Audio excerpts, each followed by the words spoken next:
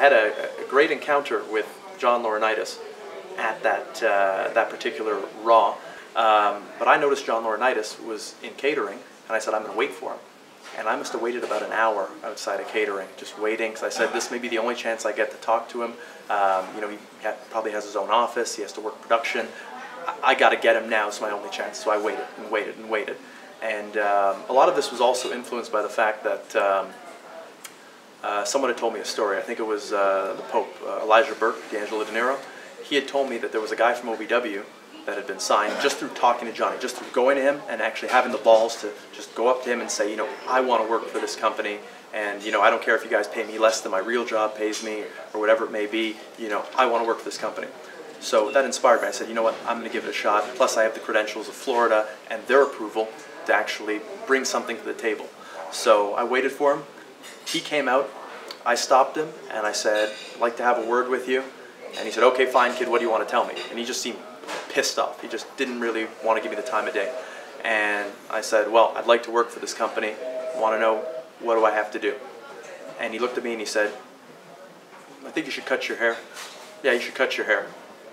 And I looked at him a little dumbfounded and I'm like, that's it? I need to cut my hair.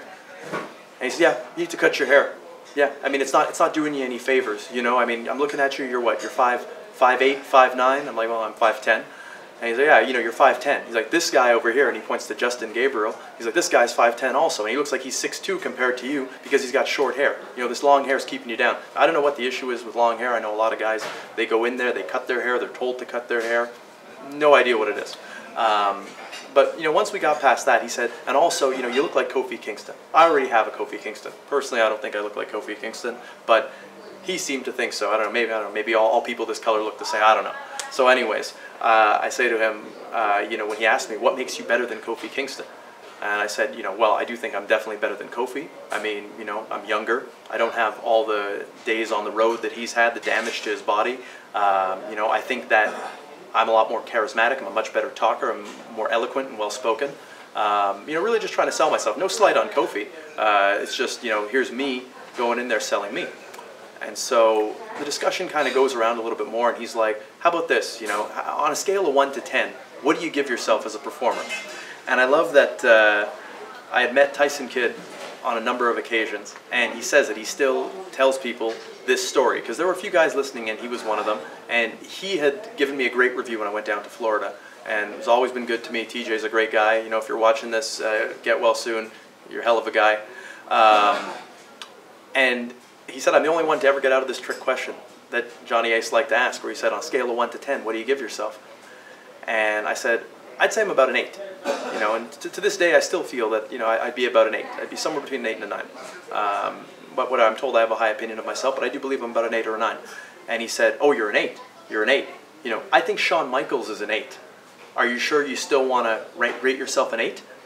And the way Tyson tells us that, you know, this is usually where guys crumble, because they'll say, oh, well, you know, in that case, you know, maybe I'm not an 8, maybe I'm about a 6. And then Johnny will say to them, well, you're a 6, why am I going to hire a 6? You know, I don't need a 6, I want a roster full of 10s. Or if they say, oh, no, I'm still an 8, and oh, so you think you're as good as Shawn Michaels then? So you know, you have an ego, I'm not going to take you, you know, you don't deserve to be here, who do you think you are? And he said, I'm the only one to give the right answer, or an answer that didn't allow Johnny to say that, because I said to him when he said, Shawn Michaels is an 8, do you really feel you're an 8? And I responded to him and I said, no, actually, in my opinion, I'd say Shawn's a 10. And if Shawn's a 10, I'm definitely an 8. And he kind of didn't really know what to say. But then he said, so you're telling me if I put you in that ring, you're going to show me you're an 8? You're going to show me you know what you're doing and you belong here? And I said, yeah, definitely. And he said, fine. And he's taking this down in his BlackBerry. What's your name? I give him my name. He says, okay, I'm going to put you in the ring, whatnot. And he's like, and if you screw up, then I never want to hear from you again, and you're never going to hear from us again. Do you still want this opportunity? I looked him dead straight in the eye and I said, yeah, you're damn right I want this opportunity, because this may be the only opportunity that I ever get. So if I go in there, if I fail, the only person I have to blame is me. The only thing you're going to hear from me is, thank you, sir. Thank you for the opportunity. And that's just the kind of guy I am. He admired that. At that point, he was like, okay, kid, you got guts. You're a lot like me, you know. Let's get to know a bit more about you. And then, you know, he was asking more questions, took me into the promo room, and it was a lot for my first time being behind the curtain. This is just, you know, me being ballsy and happened to get me somewhere. I wasn't really given a tryout match there. It was Raw. They were behind schedule. They said they even had a hard time, a longer time than usual, setting up the ring and the stage and whatnot. But they did take me to the promo room. I shot some promos with Steve Lombardi, with the Brooklyn Brawler. Josh Matthews was also there for the promos as well. They had told me at the time that they found my promos were too over the top. They said they were going with more of a reality TV kind of base. They want people to talk more like normal people, not like characters, which, you know, me with wrestling, growing up watching it, it was always about characters. Like, they literally told me, and this is a direct quote from Steve Lombardi, he said, if The Rock were there today, and this is in 2010, The Rock had not made his big comeback to host WrestleMania and whatnot, but he's like, if The Rock were here today, he wouldn't be all elaborate and be like, finally, The Rock has come back. No, he wouldn't be like that. He said he'd be like, finally, The Rock has come back. And they were trying to drill this in, that, you know, this is what the company wanted. But, you know, the company's always changing what they want. It's just the way it is in the industry. But that was the criticism I was met with, was that my promos were over the top. I met with Johnny later on that day, and before that he had asked me, he says, what makes you think you're so good?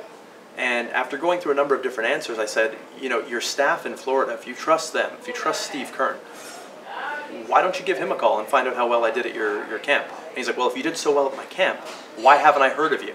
And I said, I'm wondering the exact same thing. And he made the call. He came up to me after Raw was done, and he said, okay, so I heard your promos were a little over the top. No problem. I called Steve Kern. He puts his arm around me. I called Steve Kern. He told me you ranked amongst the highest of anyone at that camp. So I'm anxious to see what you can do in the ring. So I'm thinking here, okay, the next day, SmackDown, I'm going to get an opportunity. What's the opportunity going to be? You know, I'm pretty much riding a high at that point.